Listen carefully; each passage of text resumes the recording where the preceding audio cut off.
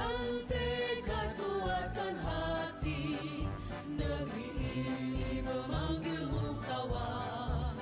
Belajar bergerak berbagi. Assalamualaikum warahmatullahi wabarakatuh, Bu Nur. Gimana kabarnya hari ini? Hari ini saya alhamdulillah baik. Hari ini saya dengar Bu Nur mau melakukan kegiatan profesi atau observasi ya? Iya, betul sekali. Hari ini saya akan melakukan observasi di kelas 8, khususnya di kelas 8B. Oh iya. Jadi sebelum Ibu melakukan kegiatan observasi di kelas 8 tadi, saya ingin mengajukan beberapa pertanyaan, Bu. Boleh nggak, Bu? Boleh, dengan senang hati ya. Oh iya. Dari kegiatan yang akan Ibu lakukan, yaitu observasi nanti, materi apa yang akan Ibu kembangkan dalam kegiatan observasi tersebut? Ya, pada pertemuan kali ini saya akan melakukan observasi pada kelas 8B. Saya akan mengambil materi perubahan ruangan dan interaksi antar ruang di Indonesia. Oh, jadi yang Ibu akan mengambil tentang perubahan ruangan dan interaksi antar ruang di Indonesia. Kalau boleh tahu nih Bu Nur, jadi tujuan pembelajaran yang Ibu lakukan untuk observasi kali ini apa ya, Bu? Saya berharap tujuan pada observasi kali ini siswa saya itu bisa menyebutkan negara-negara yang termasuk di kawasan ASEAN. Kemudian siswa juga saya berharap bisa memahami letak dan luas negara-negara di kawasan ASEAN. Oh, jadi tujuannya ada dua ya, Bu, yang akan Ibu lakukan. Yaitu yang pertama, Ibu berharap siswa itu mampu menyebutkan negara-negara yang ada di ASEAN. Kemudian juga Ibu berharap nanti siswa-siswa Ibu mampu memahami letak dan luas negara-negara di ASEAN. Untuk pertanyaan selanjutnya nih, Bu, kalau boleh tahu strategi apa yang akan Ibu lakukan pada kegiatan observasi yang akan Ibu lakukan? Ya.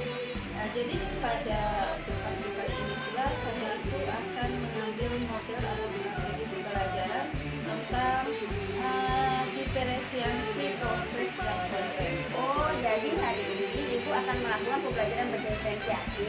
Iya, Tapi betul. Ibu hanya fokus pada diferensiasi proses dan diferensiasi konten. Iya, betul sekali. Oke.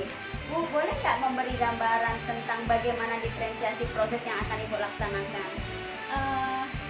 Yang pertama, diferensiasi proses ini yaitu tentang pembelajaran yang dibagi ke dalam beberapa kelompok. Kemudian yang konten itu ada dua konten, di mana itu dibagi menjadi dua, yaitu melalui YouTube, kemudian melalui model ajar atau modul ajar. Maaf. Ya. Jadi untuk diferensiasi proses yang Ibu lakukan nanti, jadi Ibu itu melakukan pembelajaran berdasarkan pembagian kelompok berdasarkan kemampuan awalnya, Ibu. Iya. Jadi Ibu melakukan tes awal terlebih dahulu. Saya sebelum melakukan pembelajaran, saya akan ngetes siswa saya sampai sejauh mana pembelajaran yang sudah dilewati, pemahaman mereka sampai mana. Oh iya, jadi dari hasil tes itu caranya Ibu ketahui bahwa kemampuan siswa kelas 8 itu ada yang kemampuannya tinggi, Iya, betul. kemampuannya sedang, dan kemampuannya rendah ya, Bu. Iya. Kemudian untuk diferensiasi konten yang Ibu lakukan, ternyata Ibu melakukannya berdasarkan gaya belajar siswa ya. Iya. Ya, Gaya itu. belajar siswa melalui YouTube, kemudian modul ajar.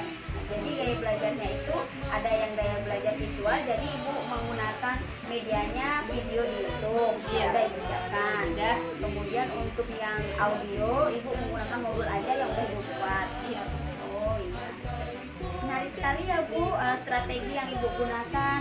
Kemudian untuk pertanyaan selanjutnya, oh iya, Bu, kalau untuk penilaian yang akan Ibu lakukan nanti, kira-kira Ibu menggunakan penilaian apa ya, Bu? Saya akan menggunakan dua penilaian. Yang pertama penilaian singkat, yang kedua penilaian singkat. Kemudian dari penilaian singkat ini saya akan melihat pengamatan proses dengan observasi. Kemudian yang kedua nilai sumatif ini diambil dari penelitian KTP yang dilakukan oleh siswa di dalam kelas. Oh iya. Jadi ada dua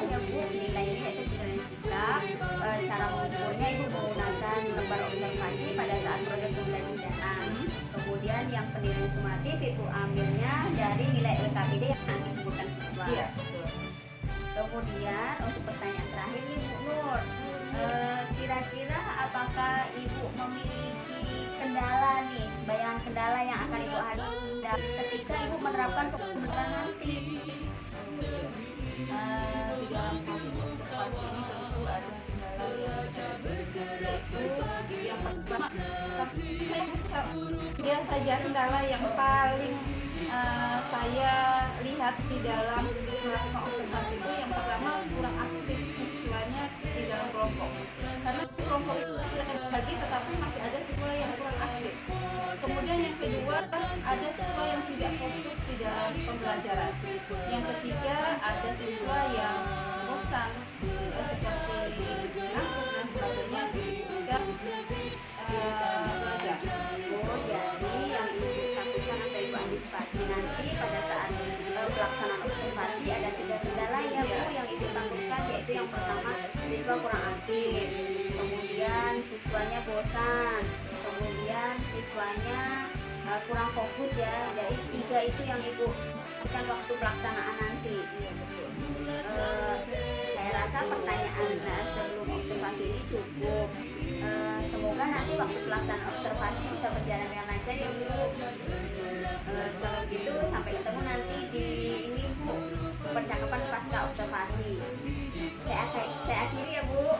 Wassalamualaikum warahmatullahi wabarakatuh.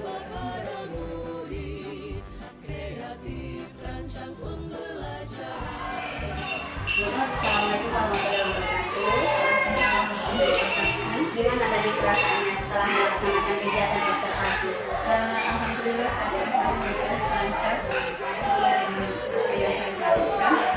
Semuanya berjalan dengan lancar dan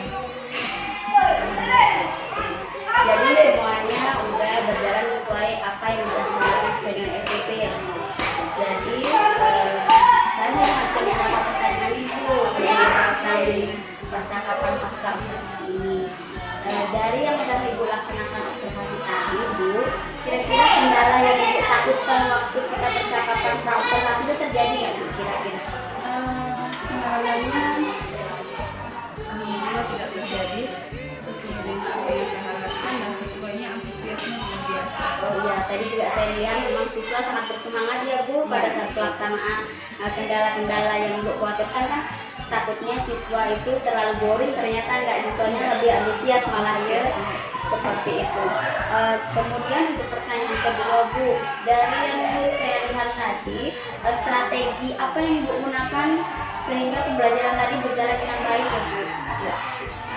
Dari pembelajaran tadi saya mengambil 2 strategi, yaitu di diferensiasi proses dan konten. Di mana diferensiasi konten ini yaitu pembelajaran dibagi menjadi beberapa bagian. Ada yang sesuai dengan kemampuan siswanya, baik kemampuan secara yang kemampuannya mungkin lebih tinggi, sedang maupun kurang sedang. Oh jadi ternyata sebelum Ibu melakukan pelajaran diferensiasi, Ibu sudah melakukan tes awal ya Bu. Iya, dari tes awal itu Ibu kemudian mengelompokkan siswanya menjadi kemampuan tinggi, sedang, dan kurang ya Bu. Kurang ya. Kira-kira Bu dari pembelajaran yang tadi sudah Ibu laksanakan sudah berjalan bagus, kemudian antusiasme siswanya juga udah sangat baik, tidak ada kendala-kendala yang terjadi.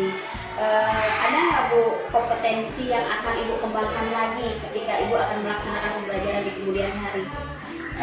Kompetensi yang akan saya kembangkan yaitu kompetensi mungkin dilihat dari segi kognitifnya atau kemampuan awal siswa, itu akan saya kembangkan ke depan. Bagaimana cara siswa-siswinya itu menanggapi apa sih yang akan saya berikan kepada mereka. Oh iya, jadi Ibu akan mengembangkan lagi untuk melakukan pembelajaran lagi, Ibu akan melakukan tes lagi kemampuan kognitif siswa. Kemudian kalau yang sekarang kan pembelajarannya diferensiasi proses dan diferensiasi konten. Mungkin Ibu akan mengembangkan lagi ke diferensiasi yang lain lagi dengan variasi model yang lain ya Bu. Kira-kira kalau boleh tahu strategi untuk kedepannya itu selain diferensiasi proses konten, diferensiasi apa ya Bu pembelajaran selanjutnya? Oke Bu, tadi dari obrolan kita, kira-kira untuk kedepannya kompetensi apa lagi yang ingin dikembangkan lagi pembelajaran selanjutnya? Untuk ke depan mungkin saya pasti ya. Untuk ke depan pasti saya ingin kegiatan itu lebih maju lagi, dan kemudian saya akan mengambil dan menggunakan diferensiasi produk, di mana model pembelajaran ini akan lebih bervariasi, dan yang saya harapkan siswa itu lebih bisa memahami apa yang saya harapkan. Kemudian yang saya inginkan itu pasti lebih mengarah kepada tujuan pembelajaran yang saya inginkan. Jadi harapannya seperti itu. Jadi untuk kedepannya itu akan menggunakan model pembelajaran yang lebih bervariasi. Kemudian karena yang kemarin yang Ibu laksanakan baru diferensiasi proses dan produk, kedepannya Ibu mau mencoba untuk diferensiasi produk lagi. Kemudian tujuannya biar pembelajaran Ibu yang Ibu laksanakan untuk lebih menarik lagi, antusiasme siswa lebih meningkat lagi ya Bu, sehingga tujuan pembelajaran Ibu rencanakan dapat tercapai. Untuk pertanyaan terakhir ya Bu, terima kasih ya Bu untuk kegiatan observasi ini, harapan observasi. Semoga apa yang kita lakukan ini bisa bermanfaat. Saya akhiri. Wassalamualaikum